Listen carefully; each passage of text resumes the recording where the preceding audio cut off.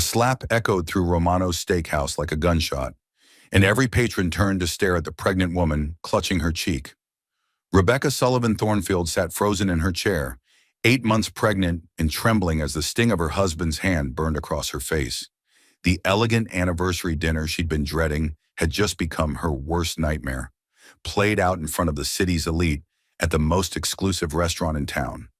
"You stupid cow," Rick Thornfield hissed through his perfect smile, his voice low enough that only she could hear the venom. To everyone else, he probably looked like a concerned husband comforting his clumsy pregnant wife. "Can't you do anything right? 3 years of marriage and you still embarrass me like some trailer trash nobody." Becca's water glass lay shattered on the white tablecloth, soaking through the expensive fabric. She'd only been reaching for her purse when her swollen belly bumped the table. Such a small thing. Such a predictable reaction from the millionaire husband who controlled every aspect of her life. "I'm sorry," she whispered, the words automatic after months of walking on eggshells. "I didn't mean to." "Shut up." Rick's hand moved toward her again, and she flinched so hard she nearly fell from her chair. "You're making a scene. Smile and act like the grateful wife you're supposed to be." Around them, the restaurant's other diners had returned to their conversations, but Becca could feel their sideways glances. She forced her lips into what she hoped passed for a smile, her hand instinctively moving to protect her unborn daughter. The baby seemed to sense her distress, kicking frantically against her ribs. Rick straightened his $5,000 suit and signaled the waiter with the casual arrogance of a man who'd never been told no. At 42, he was still handsome in the way that opened doors and silenced questions. His tech company had made him wealthy beyond imagination, and he wore that wealth like armor against consequences. "We'll need a new tablecloth," he said to the approaching server, his voice smooth as silk. "My wife is having a difficult pregnancy. You understand?" The waiter, a young man with kind eyes and military bearing, glanced between them with concern. Becca caught something in his expression, not judgment, but recognition, as if he'd seen this scene before. "Of course, sir. Are you sure your wife is all right? She's fine." Rick's tone could have cut glass. "Just clumsy. Aren't you, darling?" Becca nodded mutely, but the waiter's gaze lingered on her face. She wondered if the handprint was visible or if he was trained to spot the signs of domestic violence. Either way, his presence felt like a lifeline she couldn't reach. "Actually," the waiter said carefully, "I'm going to get our manager. He'll want to make sure everything is taken care of properly." Shockitri. Rick's jaw tightened, but he maintained his public facade. "That's not necessary." "I insist." The waiter's voice carried quiet authority. "I'll be right back." As he walked away, Rick grabbed Becca's wrist under the table, his fingers digging into her skin hard enough to leave bruises. "If you've embarrassed me in front of Tommy Richardson's staff, there will be consequences when we get home. Do you understand me?" Becca did understand. She understood that the man she'd married 3 years ago had been a carefully constructed lie. She understood that her dream of a happy family had become a prison of fear and isolation. Most of all, she understood that her baby deserved better than this. "Yes," she whispered, because agreeing was easier than fighting. It always was. Rick released her wrist and picked up his wine glass, studying the vintage as if nothing had happened.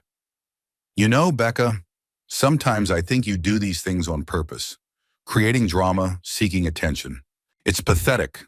The words hit their target with surgical precision. After months of psychological warfare, Rick knew exactly how to make her doubt herself. Was she being dramatic? Had she bumped the table accidentally? Or was some part of her subconscious rebelling against this suffocating marriage? "The doctor says stress isn't good for the baby," she ventured, hoping to redirect his anger. "Don't blame your incompetence on my daughter." Rick's possessiveness over their unborn child chilled her blood. "She's going to be perfect, unlike her mother." Before Becca could respond, footsteps approached their table. She looked up to see the waiter returning with a tall, broad-shouldered man in a manager's jacket. Both men moved with the same controlled grace she recognized from her brother's military training. "Mr. Thornfield," the manager said with professional courtesy, "I'm Tommy Richardson. I own Romano's. I understand there was an incident." Rick's charm snapped back into place like a mask. "Nothing serious, My wife is pregnant and a bit unsteady on her feet. We appreciate your concern, but actually, the waiter interrupted, his eyes fixed on Becca's face. I witnessed the entire thing, sir. The last word carried weight that made Rick stiffen. Tommy Richardson stepped closer, and Becca saw him taking in details with the eye of someone trained to assess threats quickly. Ma'am, Tommy said gently, are you injured? Do you need medical attention? Becca started to shake her head automatically, but the waiter spoke again. I saw him hit her. Clear as day. The restaurant seemed to hold its breath. Rick's face flushed with rage, but he was trapped by his public persona. He couldn't afford to lose control in front of witnesses, not when his company's reputation depended on his image as a family man and community leader. I think there's been a misunderstanding, Rick said through gritted teeth. I was simply helping my wife. No misunderstanding. The waiter's voice cut through Rick's lies with military precision. I know what domestic violence looks like, and I know what I saw. Something in those words resonated deep in Becca's chest. This stranger was willing to stand up for her when no one else had, when her own family didn't even know what her life had become because Rick had systematically cut her off from everyone who might help. Listen, soldier boy, Rick snarled, his mask finally slipping. I don't know what kind of hero complex you're nursing, but this is none of your business. That's my wife, and I'll handle my family however I see fit.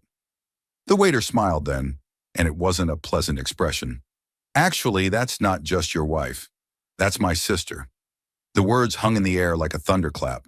Becca gasped, her hand flying to her mouth as she really looked at the man who'd been serving their table. The same dark hair, the same green eyes, the same stubborn chin she saw in the mirror every day. Danny, she whispered. Staff Sergeant Daniel Sullivan stepped closer to the table, no longer hiding behind his server's uniform. He'd filled out since she'd seen him last, his shoulders broader from years of military training, his face harder from whatever he'd seen overseas. But his eyes were the same gentle green she remembered from their childhood, now blazing with protective fury. Hello, sis, he said softly. Been a while. Rick's face had gone pale, then red, then pale again as the implications hit him. You're the deadbeat brother, the one who never calls, never visits. Becca told me all about you. Did she now? Danny's voice was dangerously quiet. What exactly did she tell you? That you were a disappointment to the family, a grunt with no future who couldn't even stay in touch with his own sister. Rick was regaining his confidence, falling back on the lies he'd convinced Becca to tell to justify cutting off contact with her family. She said she was embarrassed by... That's enough. Danny's command voice cut through Rick's words like a blade. Sir, you need to step away from my sister. Now. Rick laughed, but it sounded forced. Or what? You'll assault me in front of all these witnesses? Good luck explaining that to your commanding officer, assuming you have one. Danny smiled again, and this time Tommy Richardson joined him. The two men exchanged a look that spoke of shared experience and mutual respect. Staff Sergeant Sullivan, Tommy said formally, would you like me to call the police, or would you prefer to handle this situation through military channels? Military channels? Rick scoffed. What's that supposed to mean? Tommy's smile widened.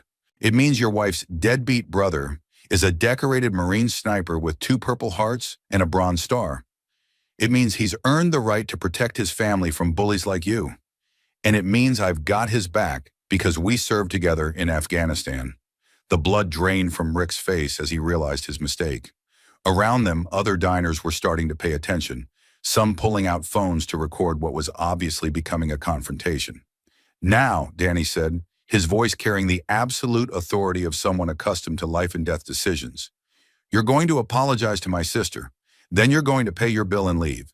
And if you ever lay a hand on her again, I'll show you what a real Marine can do. Rick's mouth opened and closed like a fish out of water. For the first time in 3 years, Becca saw her husband truly afraid. Not angry, not controlling, but genuinely frightened of facing consequences for his actions. This is assault, Rick sputtered. Threatening a civilian, protecting a pregnant woman from domestic violence, Danny corrected. Big difference. Tommy, could you please call Detective Cooper? I think he'd be very interested in this situation. Already on it, Tommy replied, pulling out his phone. Frank's on his way. Rick shot to his feet, his chair scraping against the floor. You have no idea what you're dealing with. My mother is Judge Patricia Morrison. My lawyers will destroy both of you. Your mother, Danny said thoughtfully, the family court judge who's been covering up your first wife's accident for the past 5 years? The color drained completely from Rick's face. How did you? I'm a Marine, Rick. We do our homework. Danny helped Becca to her feet with gentle hands supporting her swollen belly. Especially when it comes to protecting family. Rick's facade crumbled completely. Without the advantage of fear and isolation, he was just a spoiled rich boy facing trained warriors. This isn't over, he snarled. You have no idea the resources I can bring to bear. I'll have your career ended, your life destroyed. Mr. Thornfield, Tommy's voice cut through the threat like steel. I think it's time for you to leave. Rick grabbed his jacket and threw money on the table, his hands shaking with rage. Come on, Rebecca. We're going home. No, Becca said quietly. The words surprised everyone, including herself. What did you say? Rick's voice was deadly quiet. Becca looked at her brother, then at Tommy, then at the other diners who were watching with sympathy and support. For the first time in 3 years, she wasn't alone. I said no. Her voice grew stronger. I'm not going anywhere with you. Rick's hand moved toward her again, but Danny stepped between them faster than a striking snake. The movement was so smooth, so controlled, that Rick found himself facing a human wall of trained muscle and protective fury. Touch her, Danny said quietly, and see what happens. For a moment, the tension stretched taut as a wire. Then Rick's survival instincts finally kicked in. Whatever else he wasn't stupid enough to assault a Marine in front of dozens of witnesses. This isn't over, he repeated, backing toward the exit. You have no idea what you've done. Actually, Danny called after him, I know exactly what I've done. I've come home. As Rick disappeared through the restaurant's doors, Becca finally allowed herself to breathe. Then the tears came. 3 years of suppressed fear and pain pouring out in great shuddering sobs. Danny wrapped his arms around her, careful of her pregnant belly, and she smelled familiar cologne mixed with gun oil and honor. It smelled like safety. It smelled like home. It's okay, sis, he murmured into her hair. Big brother's here now. Nobody's going to hurt you anymore. Around them, the restaurant erupted in applause, but Becca barely heard it. For the first time since her wedding day, she felt hope stirring in her chest alongside her daughter's kicks. The nightmare was ending. The real fight was about to begin. Danny guided Becca to a quiet booth in the back of Romano's, away from curious eyes and camera phones. Tommy had discreetly cleared the surrounding tables and posted his staff as a buffer against unwanted attention. The Brotherhood of Marines was already in full effect. I can't believe it's really you, Becca whispered, studying her brother's face. The boy she remembered had been replaced by a man hardened by war, but softened by love for his family. How long have you been working here? Just got back from deployment 2 weeks ago, Danny said, sliding a glass of water toward her. Tommy offered me part-time work while I figure out my next assignment. Pure coincidence that you and that piece of garbage showed up tonight. Tommy approached with a steaming cup of herbal tea. Chamomile, he explained. Good for stress, safe for pregnancy. My wife swore by it. Thank you. Becca wrapped her hands around the warm mug, using the heat to steady her shaking fingers. I'm so embarrassed. All those people watching. You have nothing to be embarrassed about, Danny said firmly. He's the one who should be ashamed. How long has this been going on, Becca? She couldn't meet his eyes. It started after the honeymoon. Little things at first. Criticism about my cooking, my clothes, my friends. He said he was trying to help me become the woman he knew I could be. Classic abuser behavior, Tommy observed grimly. Isolation first, then escalation. I thought I was going crazy, Becca continued. He'd say things, then deny saying them. He'd move my keys, then accuse me of being forgetful. When I tried to talk to Mom about it, he convinced me I was just stressed from the move and the new marriage. Danny's jaw clenched. Why didn't you call me? He said you were too busy saving the world to care about domestic problems. He showed me articles about military suicide rates, said the last thing you needed was family drama. Fresh tears spilled down her cheeks. I believed him. I thought I was protecting you. The irony wasn't lost on any of them. While Danny had been protecting his country overseas, his sister had needed protection at home. "What about Mom? Your friends from teaching?" He gradually convinced me to cut contact with everyone, said they were jealous of our success, that they didn't understand our lifestyle. Becca's voice broke. By the time I realized what was happening, I was completely isolated. No job, no money, no support system. Tommy and Danny exchanged a look that spoke volumes. They'd seen this pattern before, in military families where spouses were left vulnerable while their partners deployed. The difference was that most military spouses had resources and support networks. Rick had systematically dismantled all of Becca's defenses. The pregnancy, Danny asked gently, was supposed to fix everything. Becca laughed bitterly. "I thought having a baby would make him happy, make him the family man he pretended to be in public. Instead, it made him worse. More controlling, more possessive." She pulled out her phone with trembling fingers, showing them a long list of missed calls and text messages from Rick. The messages grew increasingly threatening as the timestamps progressed. "He's been calling non-stop since he left," she said, "threatening to have me committed for postpartum depression, to take the baby, to ruin anyone who helps me." Danny read through the messages, his expression growing darker with each threat. "Becca, this isn't just domestic violence anymore. These are terroristic threats. And look at this. He's threatening federal employees. Me." Tommy leaned over to read the screen. "Son of a bitch is threatening to have you court-martialed for interfering in civilian matters. Like protecting your sister from assault is somehow against regulations." "Actually," Danny said with grim satisfaction, "it's exactly the opposite. Military personnel have a duty to intervene in situations involving domestic violence, especially when family members are at risk." Becca's phone buzzed again. This time it wasn't Rick calling, it was an unknown number. "Don't answer it," Danny advised, but Becca was already accepting the call. "Rebecca," the voice was cultured, commanding, and utterly cold. "This is Patricia Morrison. I believe you know who I am." Becca went pale. "Judge Morrison." "Former judge," the voice corrected. "Currently your mother-in-law and the woman who's going to ensure you never see your child again if you don't come to your senses immediately." Danny gestured for Becca to put the call on speaker. She hesitated, then complied. "Mrs. Morrison," Danny interjected, "this is Staff Sergeant Daniel Sullivan, United States Marine Corps. I'm Rebecca's brother." "Ah, the troublemaker." Patricia's voice was dismissive. "I've heard all about you, Sergeant. A decorated war hero according to my son's research. How impressive. Also completely irrelevant. Ma'am, with respect, your son just committed assault in front of multiple witnesses. My son defended himself against a hysterical pregnant woman and her unstable brother." Patricia's interruption was sharp as a blade.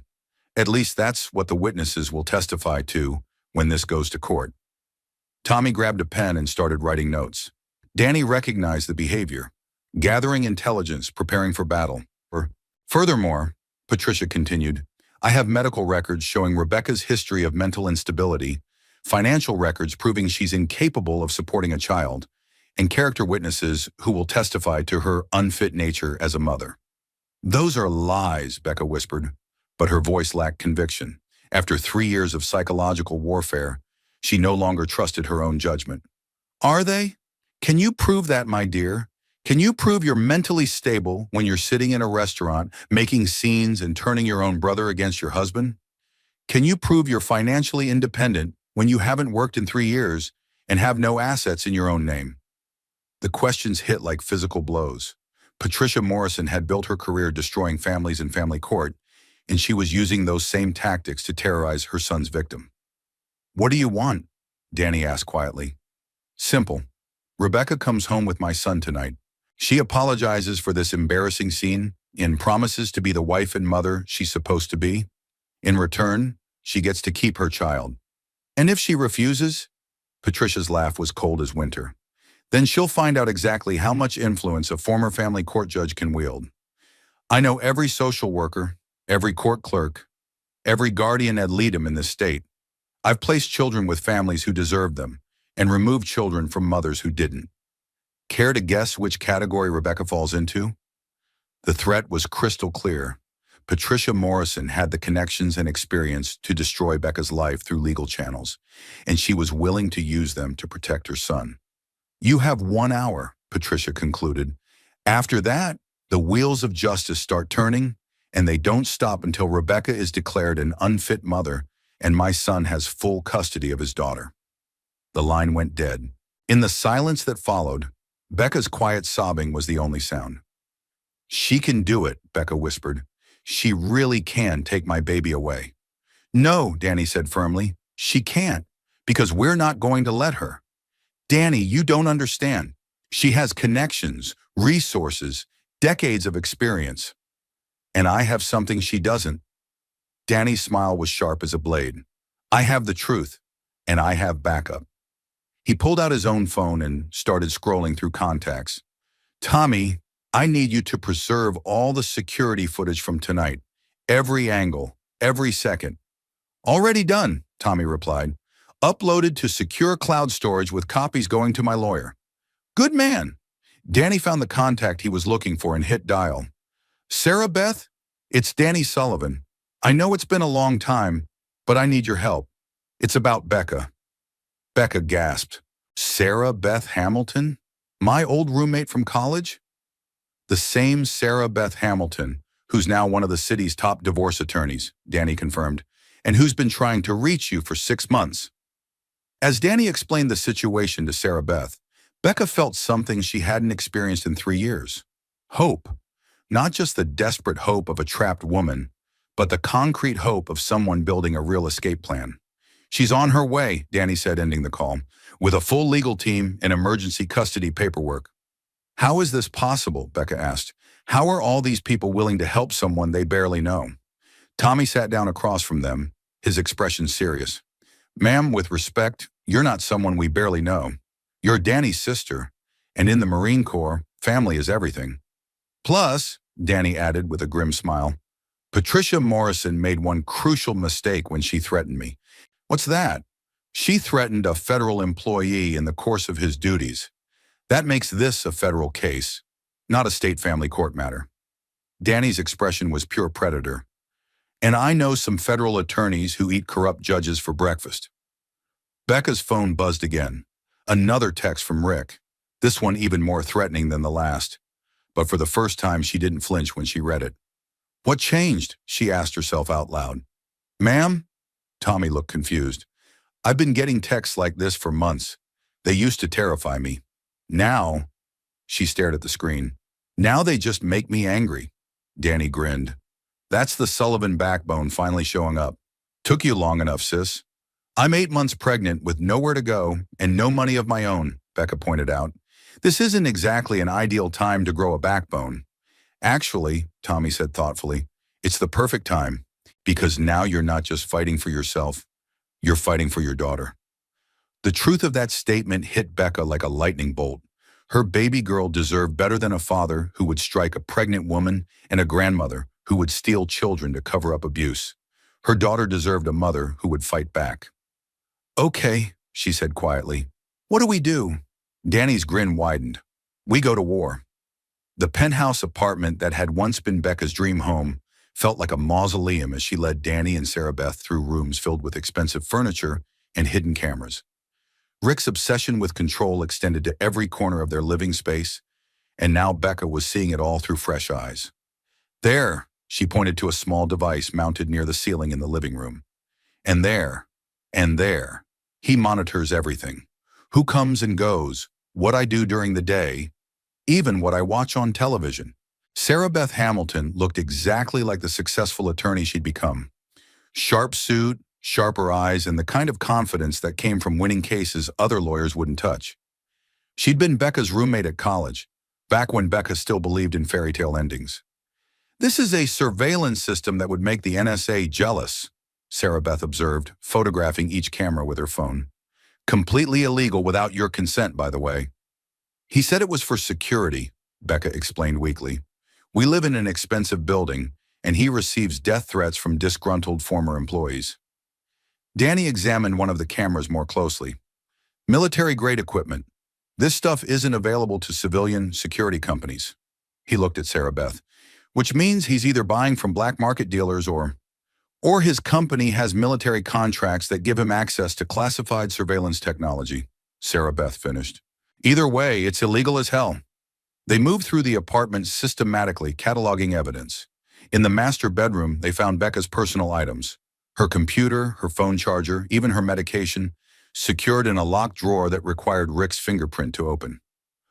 I have to ask permission to take aspirin, Becca admitted, embarrassment coloring her cheeks.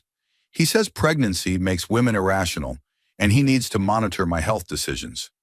That's not monitoring, Danny said grimly. That's imprisonment. In Rick's home office, they struck gold. The man's arrogance had worked against him.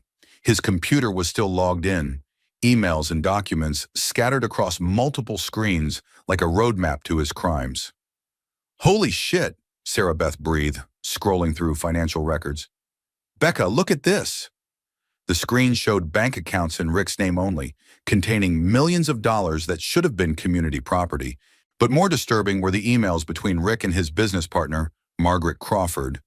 Emails that revealed not just an affair, but a conspiracy to hide assets and paint Becca as mentally unstable. Look at this one, Danny said, pointing to an email dated 3 weeks earlier. Rick's asking Maggie to recommend psychiatrists who would be willing to diagnose Becca with postpartum psychosis. Becca sank into a chair, her hands protective over her belly. Postpartum psychosis? But I haven't even given birth yet. Doesn't matter, Sarah Beth said, taking screenshots of everything. He's building a case to have you declared incompetent before the baby is even born. Look here, he's already consulted with a family attorney about emergency custody procedures. The betrayal was breathtaking in its scope. While Becca had been planning nurseries and choosing names, her husband had been planning to steal her child and destroy her life. There's more, Danny said, his voice deadly quiet. He'd found a folder labeled military contracts and was reading through documents that made his expression progressively darker. Son of a bitch. Sarah Beth, you need to see this. The military contracts revealed Rick's company had been systematically overcharging the government for substandard equipment. Body armor that didn't meet specifications, communication devices with known flaws, night vision equipment that had caused casualties in the field. Some of this equipment was used by my unit, Danny said, his voice tight with controlled rage. 3 Marines died last year because their comm systems failed during a firefight. Equipment that Rick's company provided. So he's not just abusing his wife, Sarah Beth observed. He's betraying the men and women who protect our country. And profiting from both, Danny added. Look at these profit margins. He's made millions selling defective equipment to the military while terrorizing his pregnant wife at home. Becca felt something break inside her chest, not her heart, but her last illusion about the man she'd married. I helped him get some of those contracts, she whispered. I used my connections from teaching military families. I introduced him to officers' wives who could put in good words with their husbands. That's not your fault, Sarah Beth said firmly. You couldn't have known. But I should have suspected something when the money kept rolling in, Becca interrupted. When he started spending more on cars than most people make in a year. When he began talking about military personnel like they were disposable. Danny knelt beside her chair, taking her hands in his. Becca, listen to me. You're not responsible for his crimes. You're a victim of his manipulation, not an accomplice to his fraud. Maho. Try telling that to the families of the Marines who died, Becca said bitterly. I will, Danny said simply, because it's the truth, and because those families deserve to know who's really responsible for their losses. Sarah Beth looked up from the computer. There's something else here. Financial records showing payments to Patricia Morrison's campaign funds, donations to judicial oversight committees, even payments for her country club membership. Rick's been buying his mother's influence for years. Bribery? Becca asked. More like systematic corruption, Sarah Beth replied. Patricia Morrison has been using her position to shield her son from consequences while he built his criminal empire. The question is, how many other cases did she manipulate to protect Rick? Danny stood and began pacing, his military mind already strategizing. We need copies of everything. Financial records, emails, military contracts, surveillance footage. But we also need to get Becca somewhere safe before Rick realizes what we've discovered. Where? Becca asked. He has resources, connections, private investigators. His mother can probably track me through social services, medical records, anywhere I might go for help. Not anywhere, Danny said with a grim smile. Rick made another mistake when he threatened a Marine. Before he could explain, the sound of the apartment door opening echoed through the penthouse. Heavy footsteps in the marble foyer, moving fast and angry. Rebecca! Rick's voice boomed through the apartment. Where are you? We need to talk. The three froze. Rick wasn't supposed to be home for hours. His typical pattern was to storm out after a fight and spend the evening at his office or with Maggie. His early return could only mean one thing. He suspected something. Hide the evidence, Danny whispered, already moving to close computer windows and pocket flash drives. Sarah Beth, is there another way out of here? Service elevator, Becca whispered back, through the kitchen. But even as they moved toward escape, Rick's footsteps were getting closer. His voice carried the particular edge that Becca had learned to recognize as dangerous. The tone that preceded his worst episodes of violence. I know you're here, Rebecca, and I know you're not alone. The footsteps stopped just outside the office door. Did you really think you could humiliate me in public and not face consequences? Becca's contractions, which had been mild and intermittent all evening, suddenly intensified. Stress was triggering early labor, and her baby was responding to the flood of adrenaline and fear coursing through her system. Danny, she gasped, doubling over as pain shot through her abdomen. Something's wrong. The office door burst open, revealing Rick silhouetted against the hallway light. His expensive suit was wrinkled, his hair disheveled, and his eyes held the particular madness of a man who'd lost control of his carefully constructed world. Well, well, he said, taking in the scene. The war hero, the ambulance chaser, and my lying whore of a wife. How touching. Danny stepped protectively in front of Becca, his military training evident in every line of his body. Rick, you need to calm down. Becca's in labor. Becca's exactly where she belongs, Rick snarled. In my apartment, carrying my child, surrounded by my property. Everything in this room belongs to me, including her. That's where you're wrong, Sarah Beth said coolly, still photographing evidence even as the confrontation escalated. Community property laws, Rick. Half of everything here belongs to your wife, including the evidence of your crimes. Rick's face went purple with rage. Evidence? What evidence? Danny smiled, and it wasn't a pleasant expression. The evidence that you've been defrauding the United States military for years. The evidence that your mother has been taking bribes to manipulate court cases. The evidence that you're planning to kidnap your own child. You can't prove any of that? Actually, we can. Sarah Beth held up her phone, showing the photos she'd been taking. It's all right here in your own emails, Rick. Your own financial records. Your own words condemning you. Rick's mask finally slipped completely. The charming millionaire businessman disappeared, replaced by something feral and desperate. You think you're so smart, don't you? All of you, but you have no idea what you're dealing with. He reached into his jacket and Danny's training kicked in instantly. In one fluid motion, the Marine stepped forward and grabbed Rick's wrist, preventing him from drawing whatever weapon he'd been reaching for. Gun, Danny said quietly, his grip immobilizing Rick's arm. Ankle holster too, probably. Sarah Beth, call 911. Tell them we have a domestic violence situation with an armed suspect. You can't do this to me, Rick screamed, struggling against Danny's hold. I'm Richard Thornfield. I have contracts with the Pentagon. I employ hundreds of people. You're a criminal, Danny replied calmly, who just threatened 3 people with a concealed weapon, and you're under citizen's arrest until the police arrive. Becca, despite the pain of her contractions, felt something she hadn't experienced in years. Safety. Her brother, trained to protect and defend, stood between her and danger like an immovable wall. Sarah Beth, armed with legal expertise and documented evidence, was building the case that would free her from this nightmare. For the first time since her wedding day, Becca allowed herself to believe that escape was possible. But as sirens began to wail in the distance and Rick's threats grew more desperate, she realized that freedom would come at a price. Rick and his mother wouldn't give up without a fight, and they had resources that could make even victory feel like defeat. The real battle was just beginning. The apartment filled with police officers within minutes, but their arrival brought complications no one had anticipated.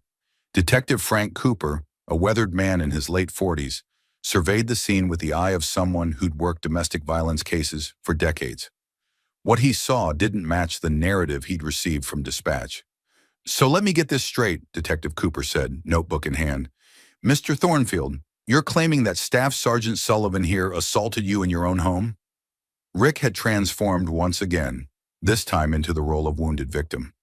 His expensive suit was artfully disheveled, his hair mussed just enough to suggest violence without looking completely fake. "Officer, I came home to find my pregnant wife being manipulated by her unstable brother and some lawyer who's trying to steal my assets." "That's a lie," Becca said, but her voice was weak from the stress-induced contractions that were coming more frequently now. "Mrs. Thornfield," Detective Cooper said gently, "are you all right? You look like you're in pain." "She's in early labor," Danny explained, "brought on by stress from her husband's abuse. We have witnesses to his assault of her at Romano's Steakhouse earlier tonight." Rick's lawyer arrived then, a sharp-dressed man who looked like he charged by the minute and specialized in making problems disappear. "Detective Cooper, I'm James Mitchell, representing Mr. Thornfield. My client is the victim here, not the aggressor." "Your client was reaching for a concealed weapon when I restrained him," Danny said calmly. "Standard disarmament procedure."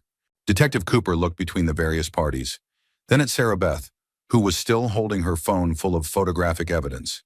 "Ma'am, I'm going to need you to explain your presence here." "Sarah Beth Hamilton, attorney representing Mrs. Thornfield in divorce proceedings. I'm also documenting evidence of domestic violence, financial fraud, and conspiracy to commit child endangerment." Mitchell scoffed. "Allegations without foundation, Detective.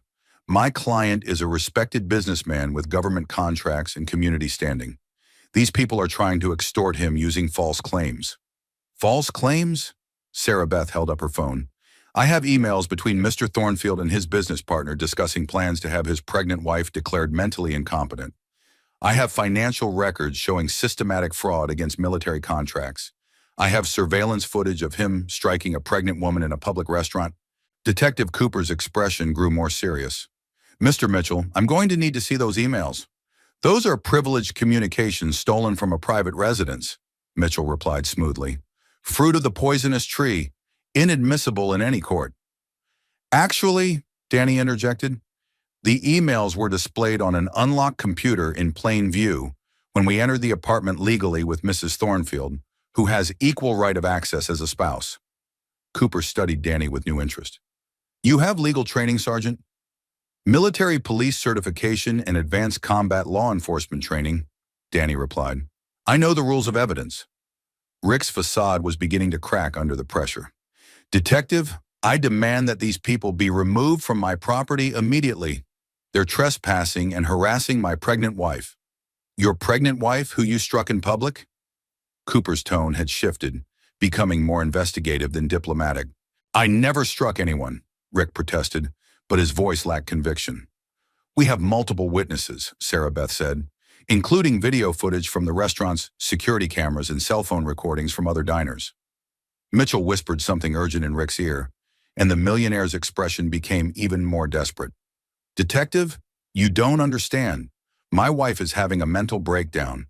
She's been erratic, unstable, making false accusations. Her brother is enabling her delusions." "The only delusion here," a new voice said from the apartment entrance, "is your belief that you can continue to abuse women without consequences." Everyone turned to see a woman in scrubs entering the apartment. Dr. Elizabeth Porter, Becca's obstetrician. She moved directly to Becca's side, professional concern overriding the dramatic circumstances. "Rebecca, how frequent are the contractions?" "Doctor," Porter asked, taking her patient's pulse while glaring at Rick with undisguised contempt. "Every few minutes," Becca gasped. "Sharp pain, low in my back. We need to get you to the hospital immediately." Dr. Porter turned to Detective Cooper. "Officer, this woman is in premature labor, likely triggered by severe stress. She needs medical attention now, not interrogation." Rick stepped forward. "As her husband, I'll accompany her to—" "No!"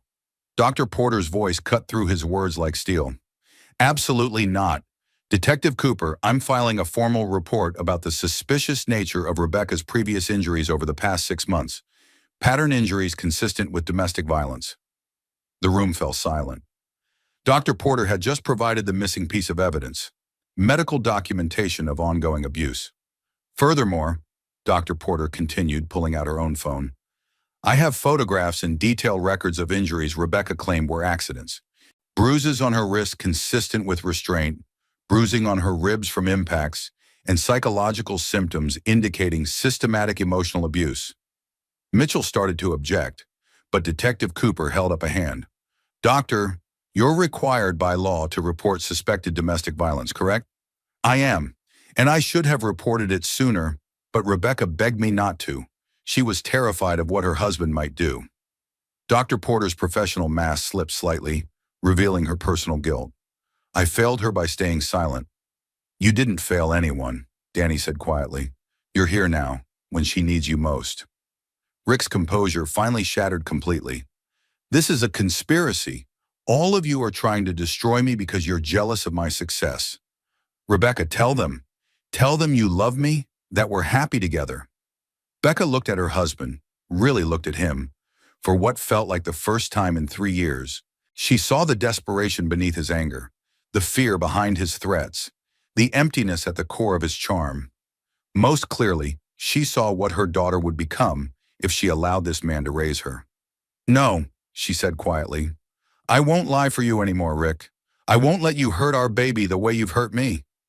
You can't leave me. Rick's voice rose to a shout. I own you. I own this apartment, your clothes, your car, everything. Without me, you're nothing. Actually, Sarah Beth interjected, under community property laws, Rebecca owns half of everything acquired during the marriage, including assets you've tried to hide from her. Detective Cooper had heard enough. Mr. Thornfield, you're under arrest for domestic violence, assault, and threatening behavior. Mr. Mitchell, your client can make his calls from downtown. As Cooper read Rick his rights, the millionaire's final mask fell away. You have no idea what you've done, he snarled at Becca. My mother will destroy you in court. You'll never see that baby again. I'll make sure you end up in a psychiatric hospital where you belong. Mr. Thornfield, Danny said quietly, you're under arrest. I'd recommend exercising your right to remain silent. But Rick was beyond rational thought. You think you've won something, soldier boy? You think your little war medals mean anything against my resources? I'll have you court-martialed, dishonorably discharged, imprisoned for interfering with civilian law enforcement. Cooper finished the arrest and turned to Dr. Porter. Doctor, how urgent is Mrs. Thornfield's medical situation? Very urgent. She needs to be monitored immediately to prevent premature delivery. Dr. Porter helped Becca to her feet. The stress of this confrontation could cause serious complications for both mother and baby. As paramedics arrived to transport Becca to the hospital, Sarah Beth finished securing evidence from Rick's computer. Detective, I'll forward all of this to the prosecutor's office within the hour. The financial fraud against military contracts makes this a federal case as well as a state domestic violence case. Understood. Sergeant Sullivan, you'll need to give a formal statement. Roger that, detective, but first I'm going to make sure my sister and niece are safe. Rick was led away in handcuffs, still shouting threats and promises of revenge. Mitchell followed, already on his phone with what sounded like very expensive damage control. In the sudden quiet that followed, Becca felt her daughter kick strongly against her ribs, not the panicked movements of earlier, but something that felt almost like approval. It's going to be okay, baby girl, she whispered, one hand on her belly as Danny helped her toward the door. Mama's finally going to protect us both. But even as relief flooded through her, Becca knew that Rick's arrest was just the first battle in a war that would determine her daughter's future. Patricia Morrison was still out there, still armed with judicial connections and years of experience in destroying families. The real fight was just beginning, and the stakes couldn't be higher. The hospital room felt like a sanctuary after the chaos of the apartment. But Becca knew the safety was temporary. Her contractions had slowed with medication and rest, buying precious time for her daughter to develop further. Dr. Porter had been cautiously optimistic. If they could keep the baby from coming for another few weeks, both mother and child would be much safer. 34 weeks is better than 32, the doctor had explained, but 37 weeks would be ideal. Danny sat in the visitor's chair, his military bearing somewhat relaxed now that his sister was safe and under medical care. But Becca could see the tension in his shoulders, the way his eyes constantly scanned the room's entrances. A warrior's vigilance never truly rested. "You should get some sleep," she told him. "The nurse said visiting hours end at 10. "I'm not leaving," Danny replied simply. "Not until we know Rick and his mother can't get to you." A soft knock at the door interrupted them, followed by Sarah Beth entering with another woman Becca didn't recognize. Tall, elegant, with silver hair, and the kind of presence that commanded immediate attention. "Rebecca, I'd like you to meet someone," Sarah Beth said. "This is Senator Catherine Williams from the Armed Services Committee." Becca struggled to sit up straighter, suddenly conscious of her hospital gown and exhausted appearance. "Senator Williams, I don't understand." "I'm here about your husband's military contracts," the senator said, taking a seat with practiced ease, "and about the defective equipment that may have cost American lives." Danny straightened in his chair. "Ma'am, some of that equipment was used by my unit in Afghanistan. 3 Marines died during a mission where communication systems failed." Senator Williams nodded gravely. "Staff Sergeant Sullivan, I've been investigating defense contractor fraud for months. Your brother-in-law's company has been on our radar, but we've lacked the evidence to build a solid case. Until now." Sarah Beth opened her laptop and began displaying the documents they'd gathered from Rick's apartment. "Senator, what you're seeing here is systematic overbilling, delivery of substandard equipment, and falsification of safety test results." "My God," the senator breathed, scrolling through financial records. "The scope of this fraud. Rebecca, you had no knowledge of these activities?" "None," Becca said firmly. "Rick told me his company provided communication equipment to the military, but he never discussed details. He said it was classified information that spouses weren't allowed to know." "Convenient," Senator Williams observed, "and completely false. Defense contractors are required to maintain transparency with family members who have security clearances." "I don't have a security clearance," Becca said, confused. "Actually, you do. Your teaching position at the base school required one, a fact your husband knew when he married you." The senator's expression grew grim. "Which means his claims of classification were just another method of control and isolation." The implications hit Becca like a physical blow. Even her career qualifications had been used against her, twisted into justification for exclusion and secrecy. "Senator," Danny said, "what does this mean for the case against Rick?" "It means we're dealing with a national security issue, not just domestic violence. The Department of Defense takes contractor fraud very seriously, especially when it results in casualties." Senator Williams closed the laptop. "Rebecca, I need you to know that testifying against your husband will require courage, but it will also help ensure that no more service members die because of his greed." Before Becca could respond, another knock interrupted them. This time it was Detective Cooper, accompanied by a woman in a crisp FBI windbreaker. "Mrs. Thornfield, this is Special Agent Rachel Torres from the FBI's Financial Crimes Division. She'd like to speak with you about your husband's business activities." Agent Torres stepped forward with professional courtesy. "Mrs. Thornfield, I understand you've been through significant trauma, but the evidence you've provided has allowed us to obtain warrants for additional searches.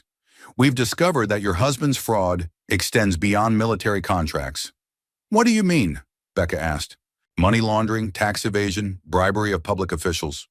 Torres consulted her notes.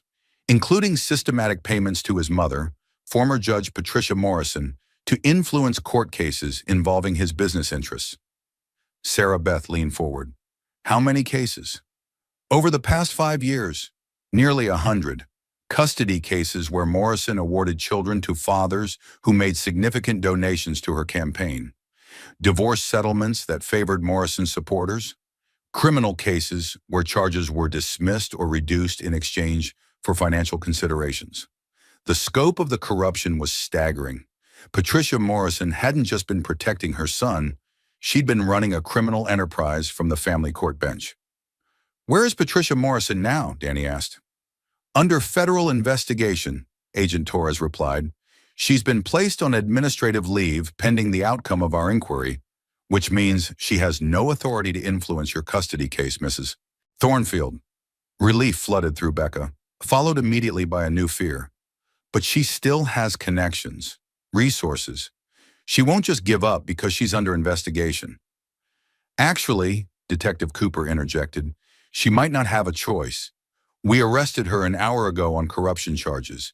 She's currently in federal custody without bail. The room fell silent as the news sank in. Patricia Morrison, the woman who had terrorized Becca with threats of losing her child, was now facing her own legal nightmare. What happens to Rick's threats about custody? Becca asked.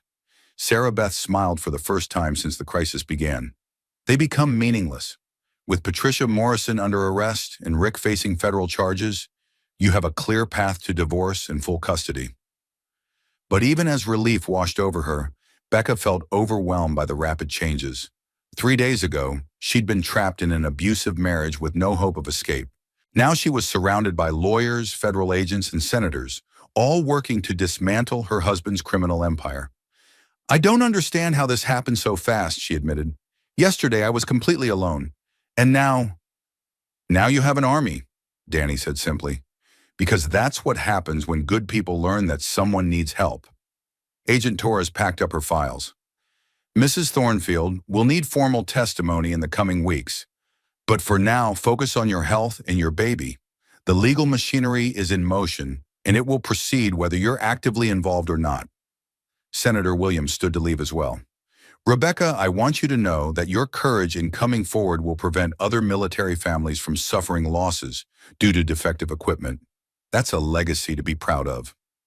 After the officials left, the hospital room felt almost empty with only Becca, Danny, and Sarah Beth remaining. So what happens now? Becca asked. Becca, now you rest, Sarah Beth said. The divorce proceedings will take months, but Rick's assets are frozen, which means you have access to community funds for living expenses and legal fees. And the baby? We'll be born free, Danny said quietly. No matter what else happens, your daughter will grow up knowing that her mother fought for her safety and won.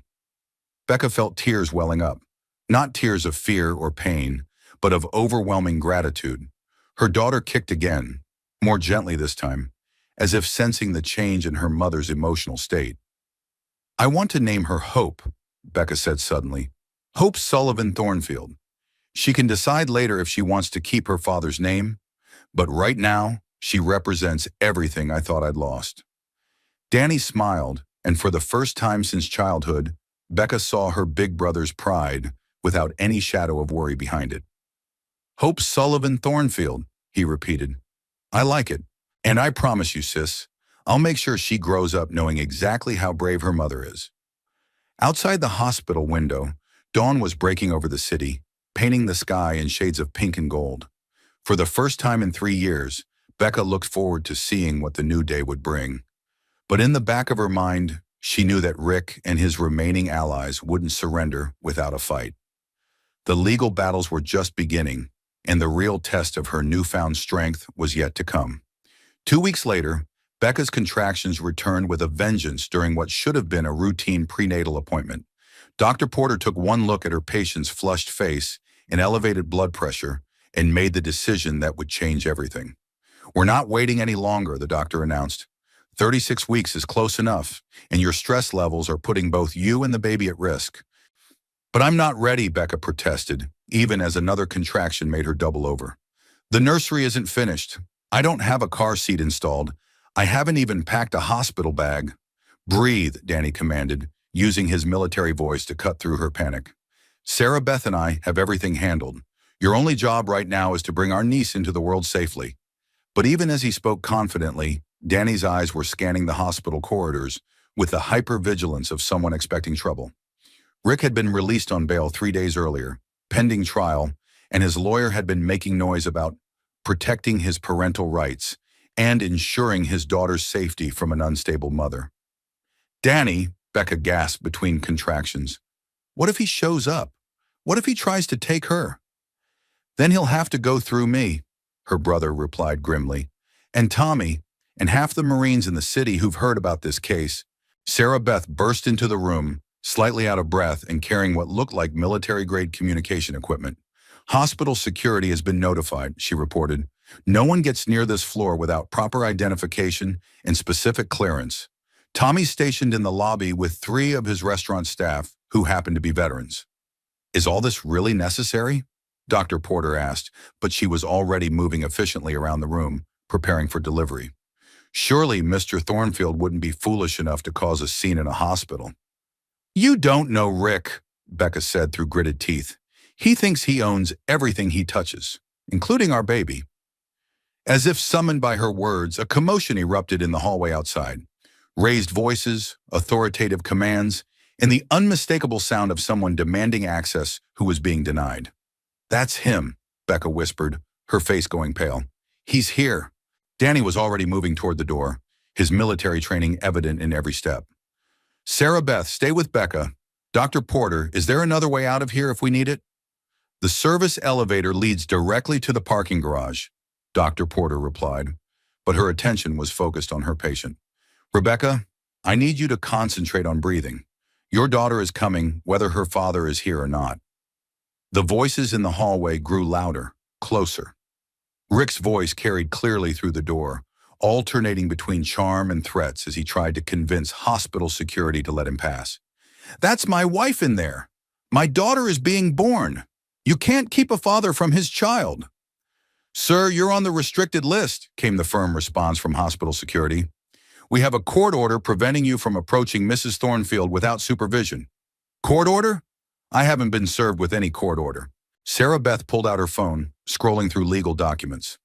Emergency restraining order, she explained to Danny, filed this morning when we learned he'd made bail. Should have been served hours ago. The door handle rattled, and Danny positioned himself directly in front of it, his body becoming a human barrier between Rick and his sister. Let me in, Rebecca. Rick's voice was muffled by the door, but still audible. I know you're scared, but I'm here now. Everything's going to be all right. No, Becca said, her voice stronger than anyone expected. Nothing is all right, Rick. Nothing has been all right since our wedding day. The contractions were coming faster now, and Dr. Porter was moving with the controlled urgency of someone who had delivered thousands of babies. Rebecca, I need you to focus on me, not on what's happening outside this room. Your daughter needs you to be present for her birth. She's right, Danny said, never taking his eyes off the door. Sis, you fought too hard to let him steal this moment from you. Bring hope into the world surrounded by people who love you both. Another commotion erupted in the hallway. This time, it sounded like additional security arriving. Through the door, they could hear Rick's protests becoming more desperate, more unhinged. You don't understand. They've brainwashed her. My wife is having a mental breakdown, and her unstable brother is enabling it. I'm trying to protect my daughter. Sir, you need to come with us now. The new voice carried absolute authority. Detective Cooper, backed by federal agents. You can't arrest me for trying to see my own child being born. Actually, we can arrest you for violating a restraining order, intimidating witnesses, and about 15 other charges related to your ongoing federal investigation. The sound of handcuffs clicking into place was audible even through the hospital door. Rick's voice rose to a shout of pure rage. This isn't over, Rebecca. You think you've won something, but I'll appeal every decision, fight every ruling. My daughter will know the truth about what kind of mother you really are. The only truth, Becca said clearly, her voice carrying through the door, is that our daughter deserves better than a father who would terrorize her pregnant mother. The voices faded as Rick was led away, but the damage to Becca's stress levels had been done. Her contractions intensified dramatically, and Dr. Porter's expression grew serious. We're having this baby now, the doctor announced. Danny, Sarah Beth, I need you both to help keep Rebecca calm and focused. What followed was a whirlwind of medical activity, coaching, and the kind of intense physical effort that left no room for fear or doubt. Becca discovered reserves of strength she hadn't known she possessed, drawing on months of suppressed courage and determination. Push, Rebecca, Dr. Porter commanded. Your daughter wants to meet you. 20 minutes later, Hope Sullivan Thornfield entered the world with a lusty cry that seemed to announce her intention to be heard. She was small but perfect, with her mother's dark hair and what looked like her uncle's determined chin. She's beautiful, Danny whispered, tears streaming down his face as he looked at his niece for the first time. Absolutely perfect. Sarah Beth was crying too, photographing every moment with the dedication of someone who understood that this was history being made. Not just the birth of a baby, but the birth of freedom for both mother and child. "Hello, Hope," Becca whispered as Dr. Porter placed her daughter on her chest. "Mama's here. You're safe now." The baby's crying stopped as she heard her mother's voice, her tiny fist grasping Becca's finger with surprising strength. In that moment, Becca felt the last chains of her marriage to Rick Thornfield finally break. "No one will ever hurt you," she promised her daughter. "Not while I have breath in my body." Through the hospital window, the city lights twinkled like stars, and Becca realized that for the first time in years, she was looking at a future full of possibilities instead of prison walls. Hope had arrived, and with her, hope itself. But even in that perfect moment, Becca knew that Rick's threats weren't empty. The legal battles would continue, the custody fights would be brutal, and there would be days when the weight of single motherhood would feel overwhelming. The difference was that now she wouldn't face those challenges alone. She had Danny, Sarah Beth, Dr. Porter, and a growing network of people who believed in her strength. Most importantly, she had hope, a tiny, perfect reason to keep fighting for the life they both deserved. The real work of building that life was just beginning. 6 months after Hope's birth, the federal courthouse had become as familiar to Becca as her own apartment. Today's hearing would determine not just the outcome of Rick's criminal trial, but the future of her daughter's custody. She sat in the witness box, her 6-month-old daughter sleeping peacefully in Sarah Beth's arms in the gallery, surrounded by an unlikely army of supporters. "Mrs. Thornfield," the federal prosecutor began, "please tell the court about your husband's business activities as you understood them during your marriage." Becca took a deep breath, drawing strength from the sight of Hope's peaceful face. "Rick told me he provided communication equipment to the military, but he never discussed details. He said it was classified information that I wasn't cleared to know." "But you did have security clearance, correct?" "Yes, from my teaching position at the base school. I found out later that Rick knew about my clearance when he married me, which means his claims of classification were lies designed to keep me isolated." Prosecutor Janet Chen nodded and moved to her next exhibit. "Mrs. Thornfield, I'm showing you what's been marked as People's Exhibit 47. Do you recognize this email?"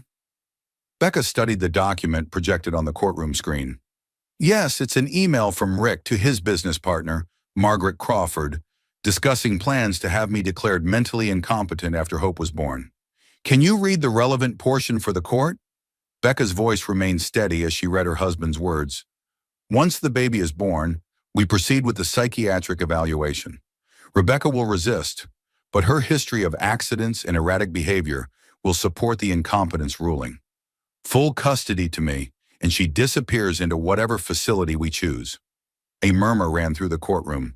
Even the judge, who had presided over hundreds of criminal cases, looked disturbed by the calculated cruelty of Rick's plan. "Mrs. Thornfield, what did your husband mean by your history of accidents?" "The injuries he caused," Becca replied. "Bruises from being grabbed, cuts from being pushed into furniture, a sprained wrist from being yanked too hard. Rick would tell people I was clumsy because of pregnancy hormones." Rick's defense attorney, an expensive suit named Marcus Webb, stood to object, but Prosecutor Chen was ready for him. "Your Honor, we have medical records from Dr. Elizabeth Porter documenting a pattern of injuries consistent with domestic violence, as well as photographs taken by the doctor without the defendant's knowledge." "Objection overruled. Continue, Ms. Chen." The prosecutor spent the next 2 hours systematically building her case, using Rick's own emails and financial records to paint a picture of systematic fraud, domestic abuse, and conspiracy. The military contracts that had made Rick wealthy were revealed to be instruments of betrayal, substandard equipment that had cost American lives while generating massive profits. "Mrs. Thornfield," Prosecutor Chen said, approaching her final questions, "did you know that communication equipment manufactured by your husband's company failed during combat operations, resulting in the deaths of 3 Marines?" "Not until my brother told me," Becca replied, her voice breaking slightly. "Danny served with those Marines. They were his friends." "And how did you feel when you learned that your husband's fraud had contributed to their deaths?" Becca looked directly at Rick for the first time during the trial. He sat at the defense table in another expensive suit, his face a mask of calculated innocence. But she could see the rage burning in his eyes, the fury of a man who had lost control of his carefully constructed world. "I felt sick," she said clearly, "and I felt responsible because I had helped him get some of those contracts through my connections with military families." "Mrs. Thornfield, let me be clear. You are not responsible for your husband's crimes. But I want to ask you about something else. Why are you testifying here today?" Becca looked at Hope, sleeping peacefully despite the courtroom drama surrounding her. "Because my daughter deserves to grow up in a world where the truth matters, where people who commit crimes face consequences, where women don't have to live in fear of the men who claim to love them." "Thank you. No further questions." Defense attorney Webb's cross-examination was brutal but predictable. He tried to paint Becca as an unstable, vindictive wife who had fabricated abuse allegations to gain advantage in divorce proceedings. He questioned her mental state, her motivations, even her fitness as a mother. "Mrs. Thornfield, isn't it true that you went to great lengths to hide your pregnancy from your husband initially?" "No, that's not true. But you did research adoption agencies, didn't you?" Sarah Beth stood to object, but Becca held up a hand. "I researched resources for women in abusive relationships, including adoption agencies that help abuse victims. I was trying to understand my options. Options that included giving up your husband's child without his knowledge. Options that included protecting my unborn daughter from a father who hit pregnant women in public restaurants." Webb tried several more angles, but Becca's testimony remained consistent and compelling. She had documented everything, saved every threatening text, remembered every detail of her abuse with the clarity that comes from trauma. When the prosecution rested, they had presented a case that was devastating in its scope and precision. Rick Thornfield wasn't just an abusive husband or a white-collar criminal. He was a man who had betrayed his country, his family, and his most basic obligations as a human being. The defense case lasted less than a day. Webb called character witnesses who testified to Rick's business success and community involvement, but their testimony felt hollow against the weight of documented evidence. Rick himself chose not to testify, probably on advice of counsel. But the real surprise came during the penalty phase, when Prosecutor Chen called an unexpected witness. The prosecution calls Margaret Crawford. Rick's former business partner and lover entered the courtroom in shackles, her own legal troubles having convinced her to cooperate with federal prosecutors. She looked like a broken woman, the confident executive who had helped orchestrate Rick's crimes, replaced by someone facing her own lengthy prison sentence. "Ms. Crawford," Prosecutor Chen began, "please tell the court about your personal relationship with the defendant." "We had an affair," Margaret said quietly. "It started about 2 years ago, while Rebecca was pregnant." "Did the defendant ever discuss his wife during your relationship?" Margaret's eyes flicked toward Rick, who was staring at her with undisguised hatred. "He said she was weak, that she would be easy to control and eventually dispose of when she was no longer useful." "Dispose of?" "He planned to have her declared incompetent and institutionalized after the baby was born. He said his mother could arrange it through her court connections." "Did you ever witness the defendant physically abuse his wife?" "Once, at a company party. Rebecca accidentally spilled wine on his shirt, and he grabbed her so hard he left bruises on her arms. When people noticed, he laughed it off and said she bruised easily." "What was your impression of Mrs. Thornfield during your interactions with her?" Margaret's voice broke slightly. "She was terrified of him, always walking on eggshells, always apologizing, always trying to anticipate his moods. I should have said something. I should have helped her." "Why didn't you?" "Because Rick said she was mentally unstable, that helping her would only make things worse. I believed him because it was easier than confronting what I was helping him do."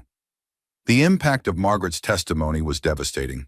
Here was Rick's own co-conspirator confirming the systematic nature of his abuse and the calculated cruelty of his plans for Becca and Hope.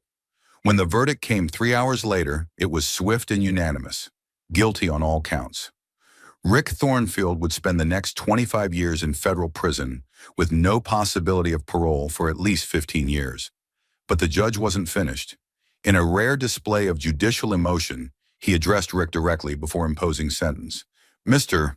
Thornfield, in 30 years on this bench, I have rarely seen such a combination of arrogance, cruelty, and callous disregard for human life.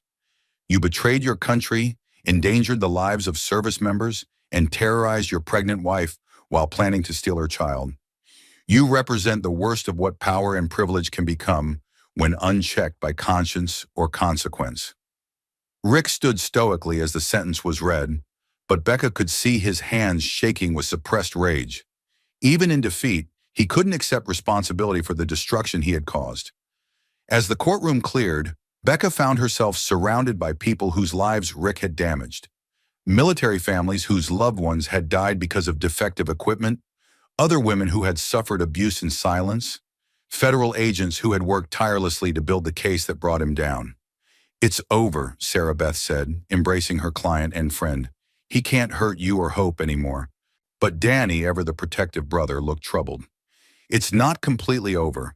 Patricia Morrison is still facing her own trial, and Rick still has supporters who might cause problems." "Let them come," Becca said, surprising everyone with the steel in her voice. "I'm not the same woman who was too scared to ask for help 6 months ago. I know who I am now, and I know what I'm capable of." Hope stirred in her arms, opening bright green eyes that seemed to take in the world with fearless curiosity.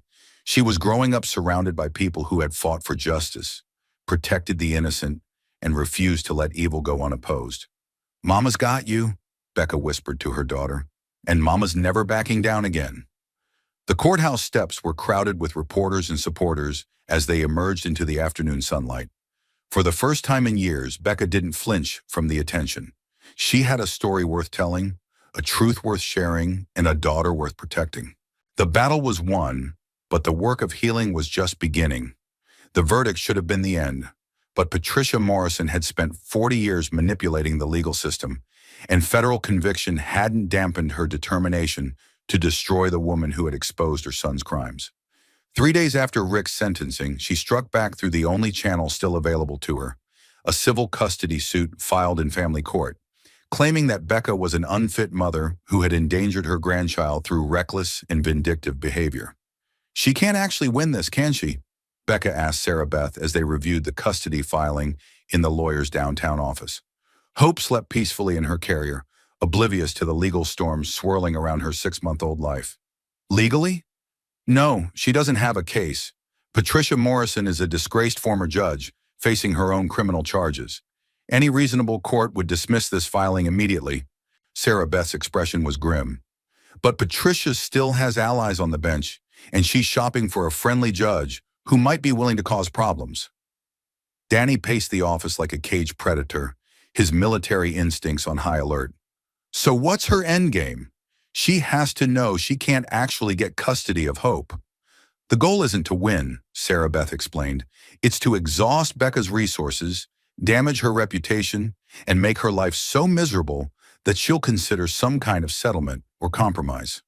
"What kind of compromise?" Becca asked, though she suspected she already knew the answer. "Supervised visitation for Rick when he gets out of prison. Shared custody arrangements that give the Thornfield family ongoing control over Hope's life. Financial concessions that leave you dependent on their goodwill." Sarah Beth's voice was tight with anger.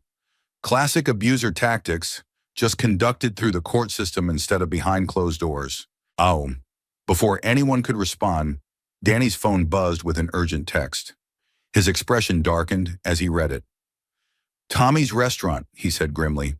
"Patricia Morrison just showed up with 2 private investigators and a process server.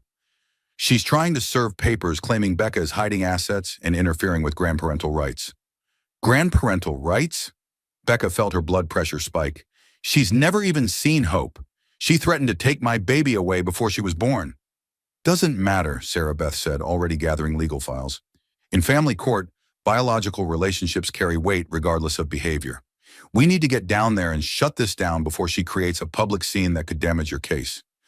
Romano's Steakhouse was crowded with the lunch rush when they arrived, but the tension was immediately apparent. Patricia Morrison stood near the hostess station like a queen holding court, flanked by 2 men in expensive suits who were clearly not there for the pasta special. Tommy was behind the bar, his military bearing evident in the way he watched the intruders without appearing to do so. Mrs. Sullivan Thornfield, Patricia called out as Becca entered, her voice carrying across the restaurant with judicial authority. How convenient that you're here. My process server has some documents for you. Becca felt every eye in the restaurant turn toward her, and for a moment, the old fear threatened to overwhelm her. This was exactly the kind of public humiliation that Rick had used to control her. The threat of social embarrassment, of being exposed as somehow defective or shameful. But then Hope made a soft, cooing sound from her carrier, and Becca remembered who she was fighting for. Mrs. Morrison, she said clearly, her voice carrying to every corner of the restaurant. You're under federal indictment for corruption and bribery. You have no legal standing to make any claims regarding my daughter.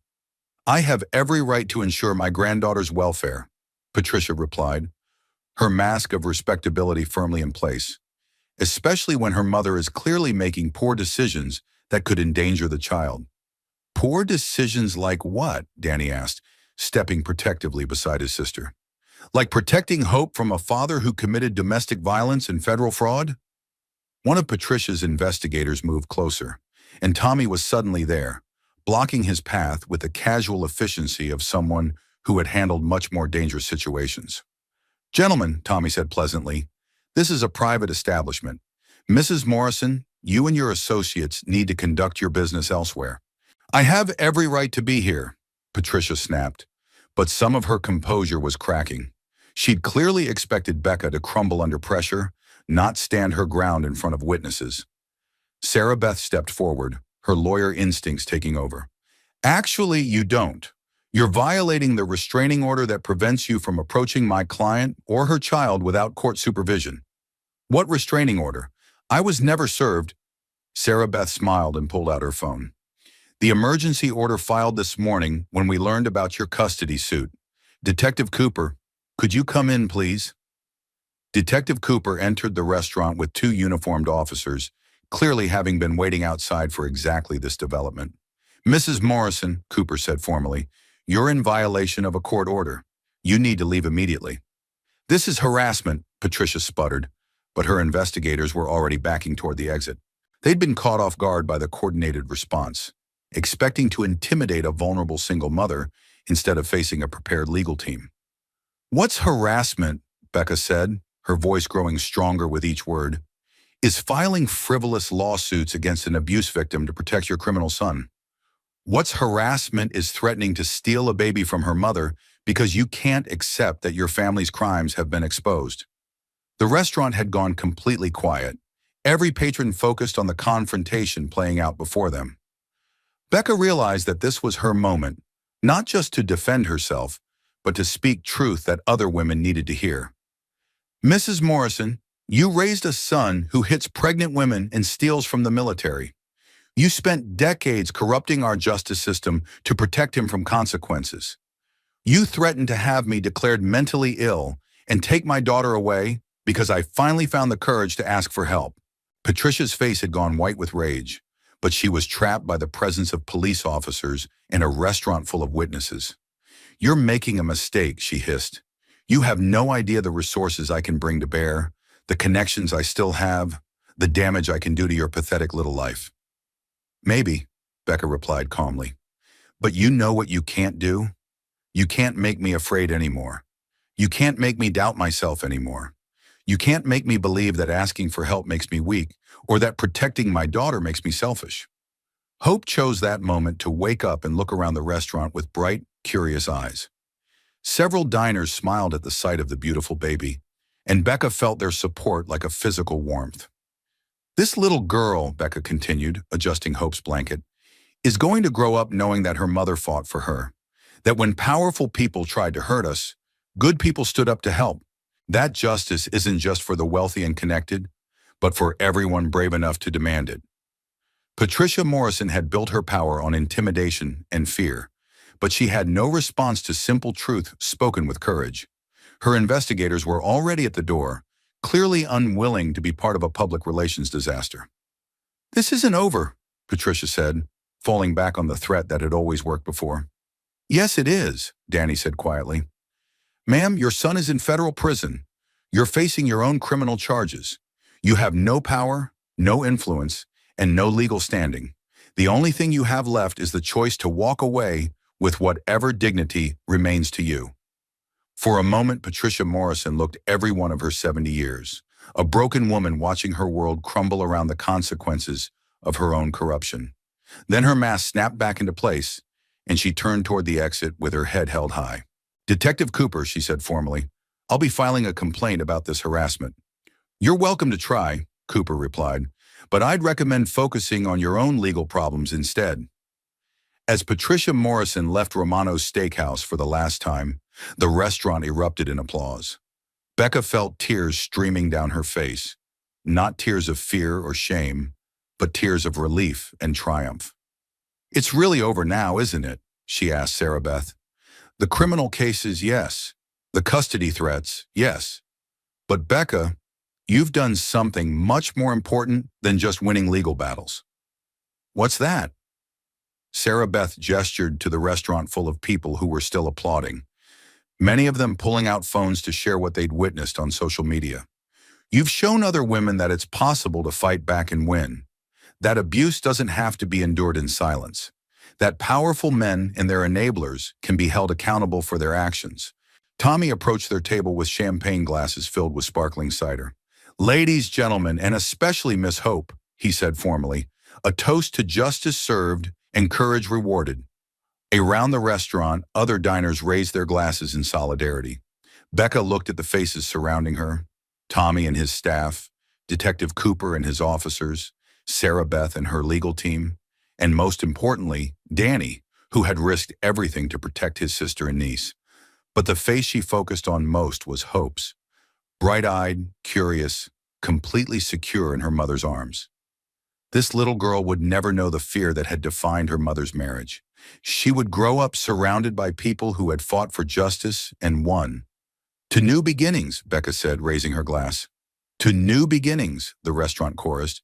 Outside, Patricia Morrison climbed into a black sedan and disappeared into traffic, carrying with her the last remnants of the Thornfield family's power to hurt innocent people. Inside Romano's Steakhouse, Hope gurgled happily in her mother's arms, ready to face a future full of possibility instead of fear. The nightmare was finally, truly over. The real life could begin. 1 year later, Becca stood in the same federal courthouse where Rick had been sentenced. But today she was there as an advocate, not a victim. The hearing room was packed with women who had found the courage to come forward after seeing Becca's story in the media. Wives of Rick's business associates, former clients of Patricia Morrison's corrupt court, and abuse survivors who had been inspired by one woman's refusal to stay silent. "The court recognizes Rebecca Sullivan Thornfield," Judge Martinez announced. Becca approached the podium with Hope on her hip, now a toddler with her mother's dark hair and her uncle's determined chin. The little girl looked around the courtroom with fearless curiosity, occasionally waving at the gallery full of supporters. "Your Honor," Becca began, "I'm here today to speak on behalf of the victims of Patricia Morrison's corruption and to request that the court consider the full scope of damage caused by her abuse of judicial power. Over the past year, the investigation into Patricia Morrison's crimes had uncovered a conspiracy that reached far beyond protecting her son. More than 200 cases had been identified where Morrison had accepted bribes, manipulated custody decisions, or perverted justice to benefit wealthy donors and political allies. Mrs. Sullivan Thornfield," Judge Martinez said gently, "please tell the court how Patricia Morrison's actions affected you and your daughter." She threatened to have me declared mentally incompetent and steal my baby," Becca said simply. "She used her position as a former judge to terrorize an abuse victim into staying with her abuser. She told me that no court would ever believe me over her son and that I would spend the rest of my life in a psychiatric facility if I tried to leave him." A murmur ran through the gallery. Even knowing the facts of the case, hearing them spoken aloud still had the power to shock. "But Your Honor, I'm not here just to recount my own suffering. I'm here to speak for the dozens of women who weren't as fortunate as I was. The mothers who lost their children because they couldn't afford lawyers as good as Morrison's cronies. The abuse victims who were forced to give their children to their abusers because Morrison had been bribed to ignore evidence of domestic violence." Becca looked directly at Patricia Morrison, who sat at the defense table looking every one of her 70 years. The former judge had aged rapidly during her year in custody, her iron composure replaced by the fragility of someone facing the consequences of a lifetime of corruption. Patricia Morrison didn't just break the law, Becca continued. She broke faith with every woman who trusted the family court system to protect her children.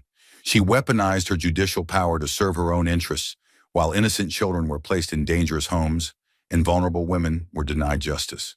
Hope chose that moment to babble loudly, reaching toward the gallery where Danny sat in his dress uniform. Several spectators smiled at the interruption, and Judge Martinez himself seemed charmed by the child's fearless demeanor. "Your Honor," Becca said, adjusting Hope on her hip, "this little girl will grow up in a world where Patricia Morrison can never again use a judge's robe to terrorize families. That's justice. But the women who suffered under Morrison's corruption for decades, they deserve more than just her conviction. They deserve to know that their pain led to reforms that will protect other families." Judge Martinez nodded gravely.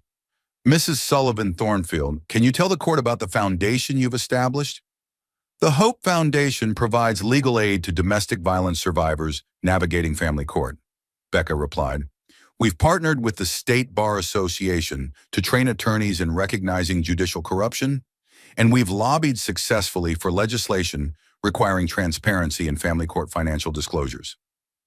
What Becca didn't mention was that the foundation had been funded largely by the settlement from Rick's company and donations from military families whose loved ones had been killed by defective equipment. Justice had become circular. Rick's crimes had provided the resources to help his victims and prevent future tragedies.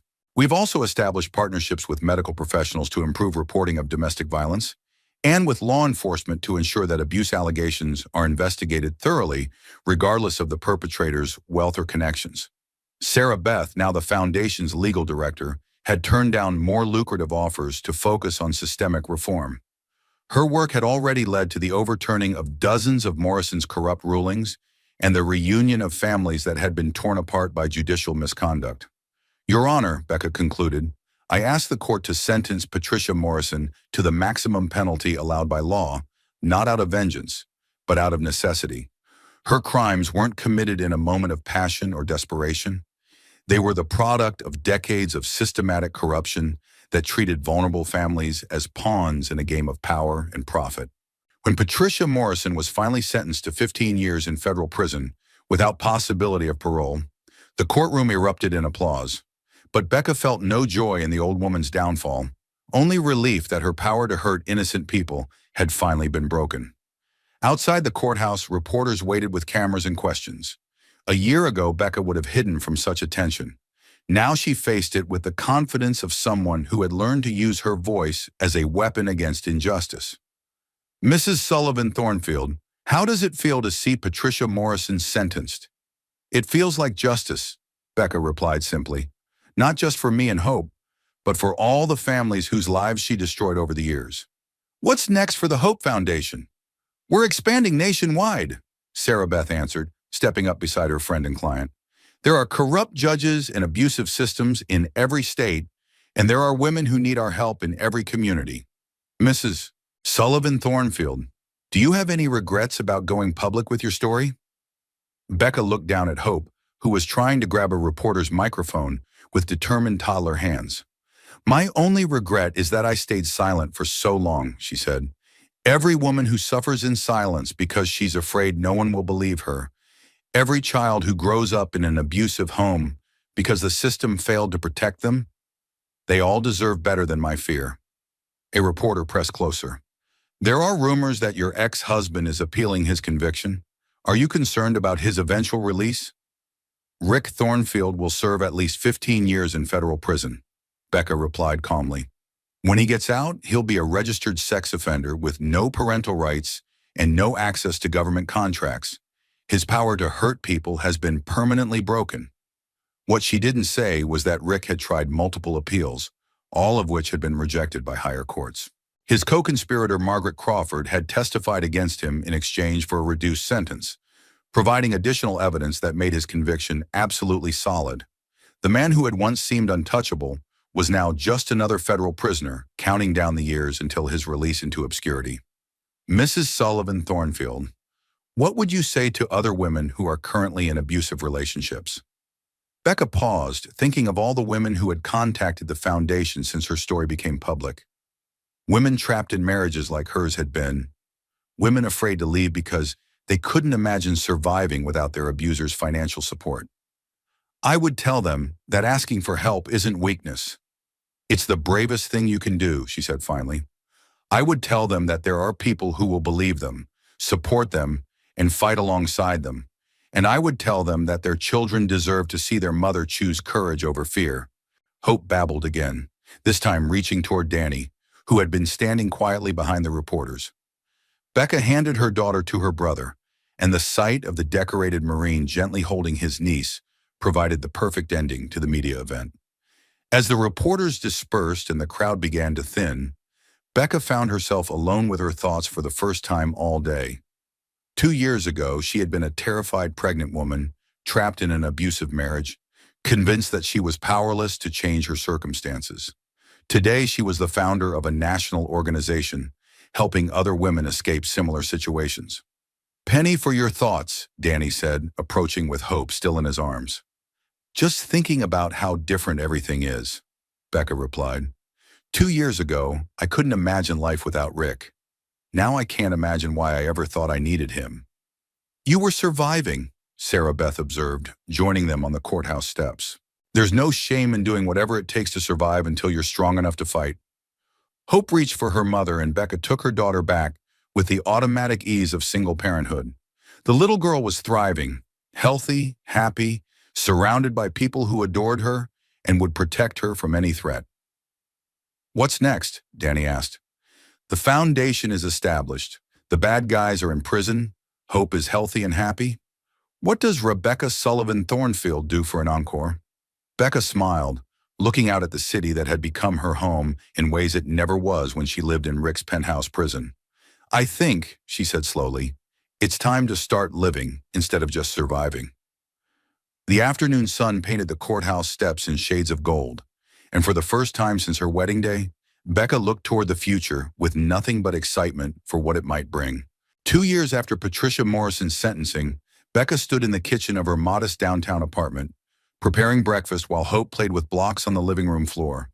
Through the windows, she could see the city waking up, commuters hurrying to work, joggers heading to the park, delivery trucks navigating the morning traffic. It was an ordinary Tuesday morning, and Becca had never been happier. "Mama, up!" Hope called, raising her arms with the imperious demand of a 2-year-old who ruled her small world with iron determination.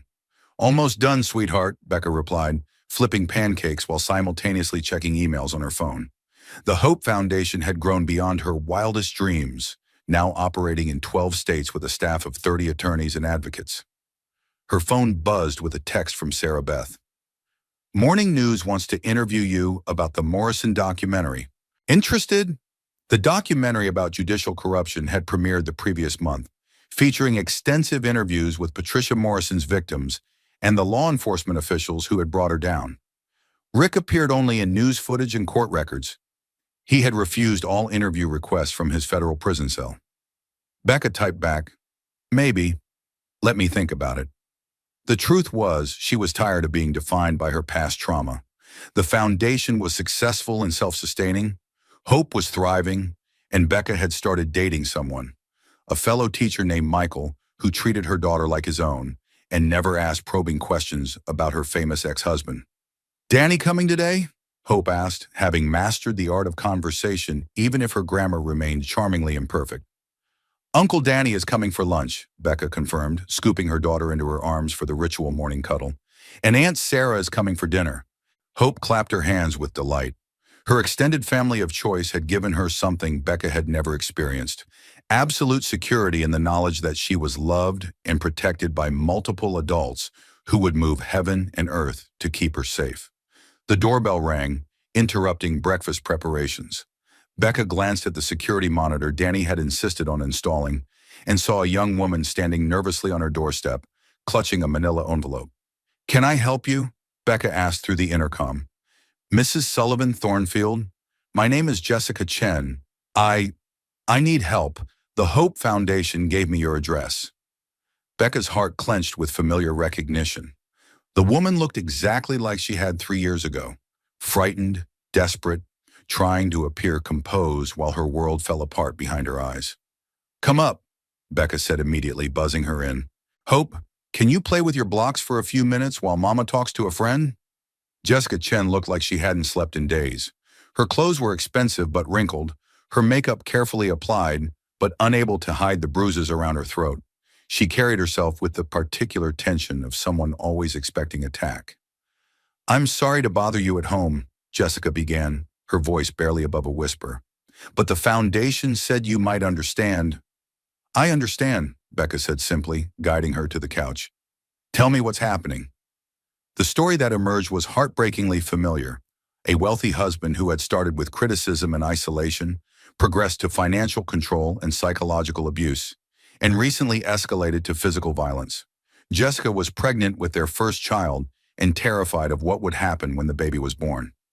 "He says no court would give custody to an unemployed woman with no resources," Jessica whispered. "He says his family has connections that would ensure I never see my child again." "Where have I heard that before?" Becca said grimly. "Jessica, let me ask you something. Do you want to leave him?" "I don't know how. He controls all the money, monitors my phone, has investigators watching me. I only got here today because he thinks I'm at a prenatal appointment."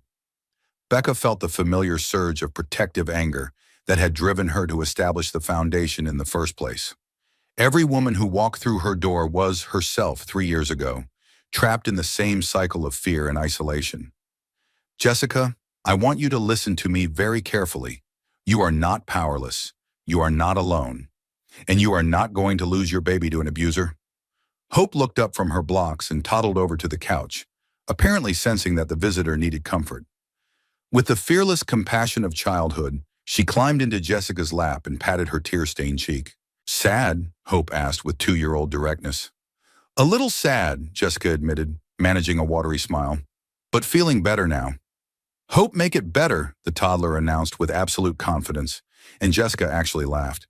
"She's beautiful," Jessica said to Becca. "How old?" 2.5. "And yes, she's the reason I fought back against her father and won." Over the next hour, Becca walked Jessica through the same process Sarah Beth had used with her: documenting abuse, securing evidence, building a network of support. The Hope Foundation had refined the process based on hundreds of cases, creating a systematic approach to helping women escape even the most controlling relationships. "The first step is getting you somewhere safe," Becca explained. "We have secure housing arrangements that your husband can't trace through private investigators. The second step is documenting everything: medical records, financial records, evidence of abuse and threats. Akram Buddy has so many resources, so many connections." "So do we," Becca said firmly. "Jessica, in the past 3 years, we've helped over 500 women leave abusive relationships. Some of their husbands were police officers, judges, politicians, millionaires. Abuse is about power and control, not just money." Hope had fallen asleep in Jessica's lap, her small body radiating the absolute trust that came from never having experienced fear in her own home. "She's never known what it's like to be afraid, has she?" Jessica asked, stroking Hope's dark hair. "Never," Becca confirmed. "She's growing up surrounded by people who would die before letting anyone hurt her. Your baby can have the same security." "How do you know? How can you be sure?" Becca smiled, thinking of all the women who had asked her the same question over the years. "Because 3 years ago, I was sitting where you are now, pregnant, terrified, convinced I was powerless against a man who controlled everything. Today, that man is in federal prison, his mother is in federal prison, and their power to hurt people has been completely destroyed." Jessica's eyes widened. "You're talking about Richard Thornfield, the defense contractor who was convicted of fraud." "My ex-husband," Becca confirmed. "Hope's biological father, though she'll never know him as anything other than a cautionary tale about what happens when powerful men face real consequences. I followed that case in the news. I never realized." Jessica looked around the modest apartment, taking in the children's toys, the law school textbooks on the coffee table, the photos of Hope with Danny and Sarah Beth, and the extended family of choice they had built together. "You're in law school?" Night classes, Becca explained. I want to understand the system that failed me so I can help fix it for other women. I'll graduate next year and hopefully join Sarah Beth's firm as a full partner in the foundation. Hope stirred in Jessica's lap, opening sleepy eyes and smiling at the stranger who had been holding her.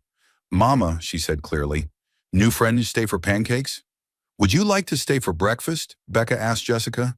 I make excellent pancakes, and Hope could use the company. I should get back. He'll be suspicious if I'm gone too long. Jessica, here's what's going to happen. You're going to eat breakfast with us. Then you're going to call the Foundation's emergency hotline and speak to our intake coordinator.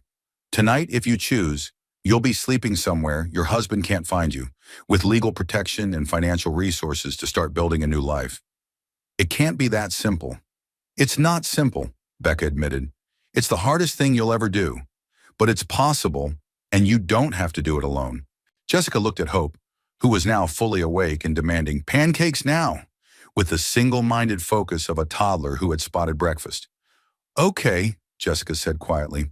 Okay, yes, I want to try. As Becca prepared breakfast for three, she felt the familiar satisfaction of seeing fear transform into hope. Every woman who walked through her door was a reminder of why the work mattered, why the foundation existed, why her own suffering had been transformed into purpose. Her phone buzzed with another text from Sarah Beth. Saw the news van outside your building. Everything okay?